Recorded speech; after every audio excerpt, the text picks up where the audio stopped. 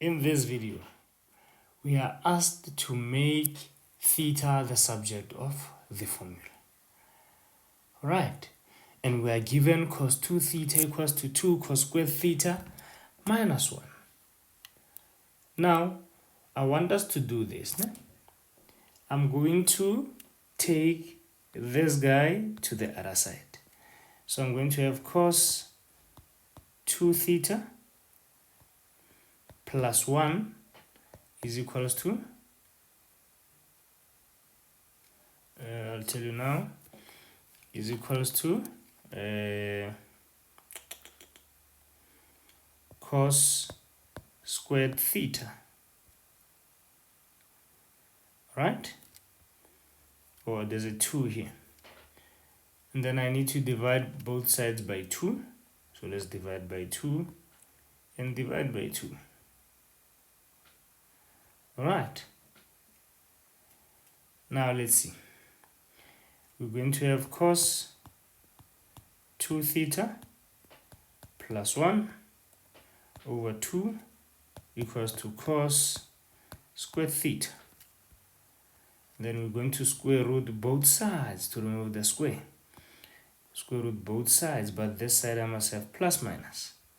So I'm going to have plus minus square root of cos 2 theta plus 1 over 2 equals to cosine of theta.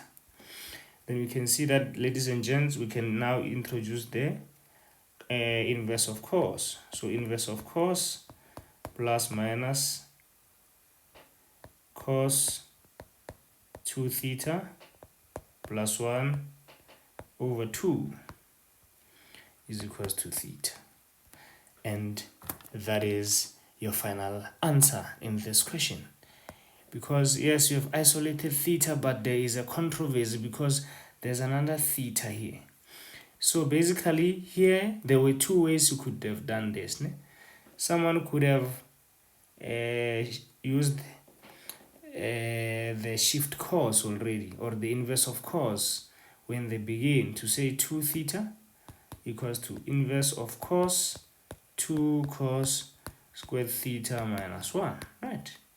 Then we divide both sides by 2. That would mean theta is isolated. But that is not true, ladies and gentlemen, because there's still a theta here. So theta is not really isolated. This question, I put it intentionally so that you can enjoy your rules of algebra. But there is no way actually you can separate the theta to be by itself, because this is an identity.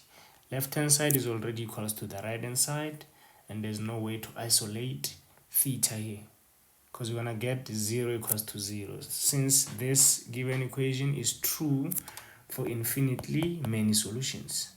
So at the end we'll end up with 0 equals to 0. Thank you very much, ladies and gentlemen. If this makes sense, please don't forget to subscribe to the channel. Thank you.